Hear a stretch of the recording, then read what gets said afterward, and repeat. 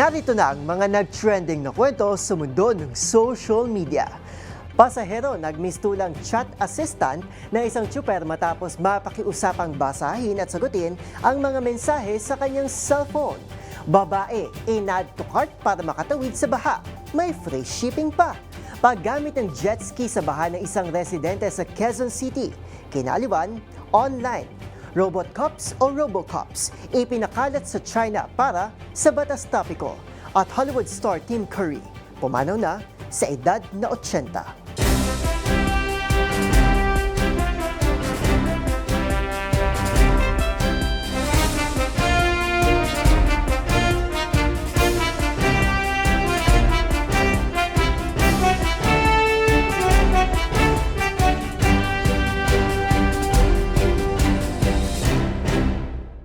Iba't ibang mga nagva-viral na kwento na naman ang ating pag-uusapan.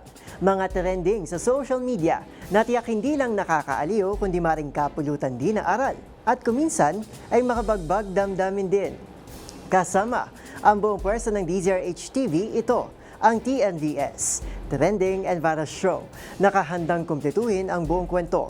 Masaya, malungkot o isyong pambayan man yan, sagot na namin ang inyong tanghalian. Ito si Arnold Herrera ng DZRH TV, una sa Pilipinas, una sa Pilipino.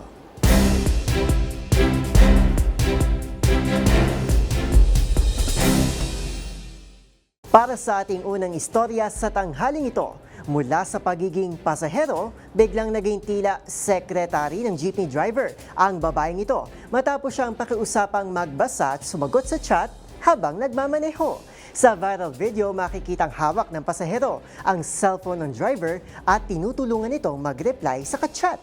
Mabilis namang kinatuwaan ng mga netizen ang biglaang job offer ng pasaherong si May. Ang mga pangyayari tutukan sa report ni Millie Borja. Imbis na maging karaniwang pasahero, biglang naging chat assistant ng jeepney driver ang babaeng ito matapos siya nitong pakiusapang basahin at replyan ang kanyang mensahe habang bumabiyahe. Ibinahagi ni May sa TikTok ang kanyang nakakaalam na experience. Sa video, makikitang komportableng nakaupo si May sa likod ng driver. Pero imbis na cellphone niya ang hawak, phone ng driver ang kanyang pinagkakaabalahan. Abala sa pagmamaneho ang driver kaya ipinabasa niya kay May ang natanggap nitong chat at pinasagot pa ito. Hindi naman basta-basta nag-reply si May.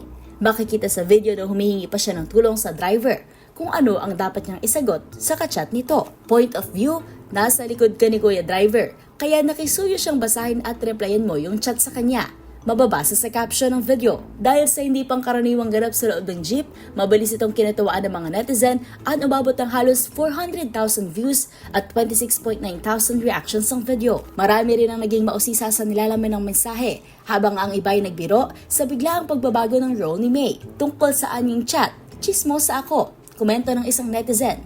Nung pasahero ka lang, tapos bigla ka naging pahinante? Sambulat naman ang isa. May isa rin nagbahagi ng kanyang karanasan kung saan pinasagot siya ng driver ng tawag ng asawa nito. Samantala may mga netizen namang nagbiro na parang may bigla ang job offer si May. Mula sa pagiging pasahero, naging tagabasa at tagasagot ng chat. Para sa DZRH TV, ito si Millie Borja, una sa Pilipinas, una sa Pilipino.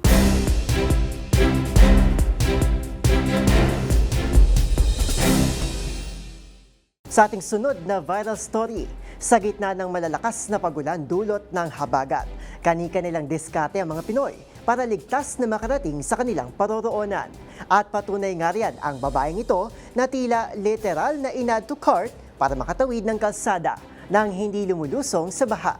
Ang kwelang eksenang nasa pulso video, silipin sa report na ito. Hindi pa man nasosolusyonan ng maanumalyang flood control scandal na kinasasangkutan umano ng ilang kontraktor at mga opisyal ng gobyerno. Muli na namang nalubog sa baha ang malaking bahagi ng Luzon, kabilang ang Metro Manila. Kaya naman ang mga mandirigma sa kalsada, kani-kanilang paraan para suungin ang tubig.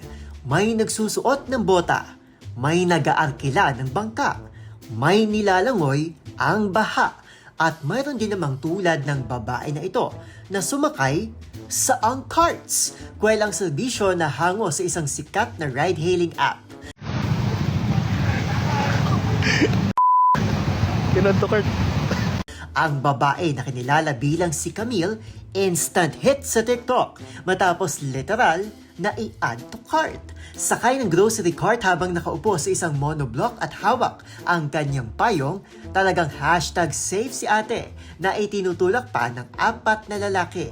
Siguradong hindi siya magagaya sa ginang na ito.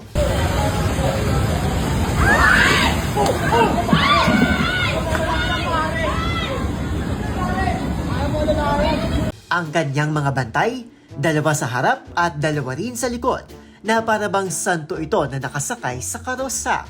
Na-add to cart ka na, may free shipping pa ang peg. Biro tuloy na uploader ng video na si Jerome. Magkano raw ba ang pamasahe ni ate? At kung ito raw ba ay nag-avail din ng student discount? Dagdag pa ng netizen na si Rev, tila naka-priority delivery daw si Camille sa kanyang mala senyoritang eksena. Para sa DZRH TV, ito si Arnold Herrera. Una sa Pilipinas, una sa Pilipino.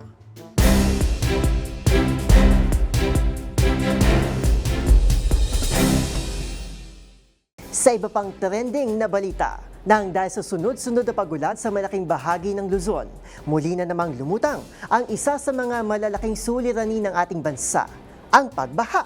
Pero para sa ilang residente ng Loyola Heights sa Quezon City, imbis na kainisan ang problema, tila in-enjoy pa gamit ang sarili nilang jet ski. Ang viral video na yan, panoorin sa report ni James Galange. Patuloy pa rin ang pag-ulan sa malaking bahagi ng Luzon, bunsod ng habagat, gayon din ang mga nabubuong tropical depression at low pressure area sa loob at labas ng Philippine Area of Responsibility. Dahil dito, muling lumutang isa sa mga suliraning sakit sa ulo ng mga Pinoy, ang pagtaas muli ng mga baha. Pero kung sa iba, kiniinisan ng ilang taon ng problema ng bansa, may ilan namang pinili na lamang ang mag-enjoy. Gaya na lang ng residenteng ito sa Quezon City na gumamit ng jet ski dahil sa mataas na baha sa Saviorville Avenue. Ayon sa uploader, halos lagpas baywang na ang baha sa kanilang lugar kung kaya't naging posibleng paggamit ng jet ski. Paberong hirit pa nga nito ay maaari pa raw itong makapag-waveboard. Naaliw naman ng mga netizens sa naturang video na may mga paberong hirit din na baka raw hulihin pa ito ng enforcer dahil wala raw itong suot na helmet. Habang may ilan namang napasana all na lang at nagulat na meron pala nagmamay-ari ng jet ski na nasa Maynila at hinihintay raw na tumaas ang baha para magamit. Gayunpaman, sinabi rin ng uploader na humupa rin ang baha sa kanilang lugar pasado alas 5 ng hapon. Naanya, ito na rin ang pinakamalaking baha na naranasan nila. Para sa DZRH TV, ito si James Galange, una sa Pilipinas, una sa Pilipino.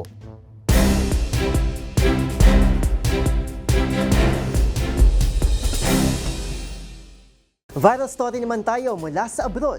Mula sports, pag-serve sa isang cafe at hanggang sa kalsada ay tila sinakop na ng mga robot.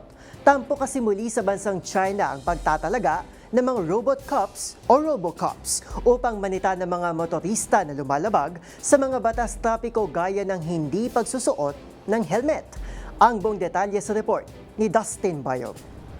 Nagpakalat ang robot cops o tinatawag na robocops ang bansang China para manghuli ng mga motoristang lalabag sa batas trapiko. Sila ay pinakalat sa eastern city ng Hangzhou kung saan may tangkad na 6 inches at kaya nila manghuli ng mga e-rider na walang helmet. Kaya rin nila mag-issue ng warning at sumenyas na kasabay sa mga traffic light. Sila ay gawa ng tech firm ng Subcon Information na layong gawin ng karaniwan at naulit na trabaho ng mga polis pagdating sa mga trapiko.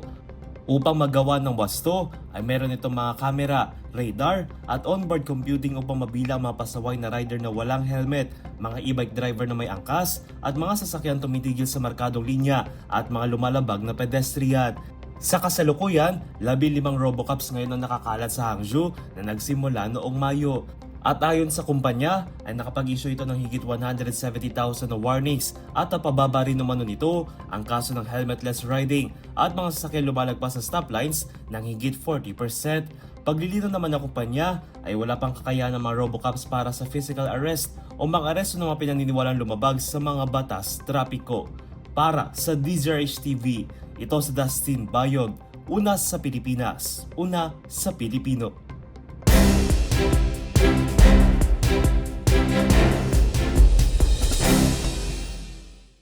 Sa mundo ng Hollywood, Pumanaw ng iconic character actor na si Tim Curry. Siya ang gumanap na Pennywise sa 1990 TV version ng hit horror na It. Balikan ang makulay na karera ni Curry sa Showbiz Report na ito.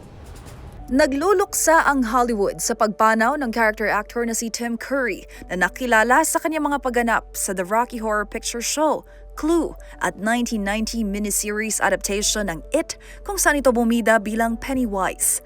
Batay sa reports, payapa itong pumanaw sa kanyang tahanan sa Toluca Lake sa Los Angeles nitong 25 ng Agosto. Magunita na Hulyo taong 2012 nang ma-stroke ang batikang aktor at sumailalim sa isang brain surgery. Magmula noon ay namuhay na itong naka-wheelchair at partially paralyzed ang kaliwang bahagi ng katawan. Ilan pa nga sa mga pelikulang naging proyekto nito ay film adaptation ng Broadway musical na Annie at Home Alone 2 Lost in New York na ilabas noong 1992. Pumanaw si Tim Curry sa edad na 80.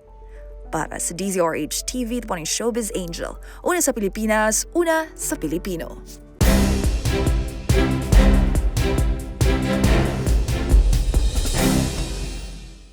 At yan na po ang mga kwentong kinagiliwan, pinusuan at gumawa ng ingay sa social media. Kung meron di kayo makatulad na istorya, ay i-share nyo na yan sa ating comment section. O di naman kaya, ay itag nyo kami sa TikTok at DZRH News. Maraming salamat po sa inyong patuloy na pagtangkilik sa ating programa. Magkita-kita tayo muli sa susunod na linggo para muling himayin, tuklasin at buuin ang mga detalye. Para kapag nakita mo ang viral video na may nag-share, ikaw na mismo ang magdaragdag ng mga impormasyong nalaman mo sa TNVS, Trending and Viral Show.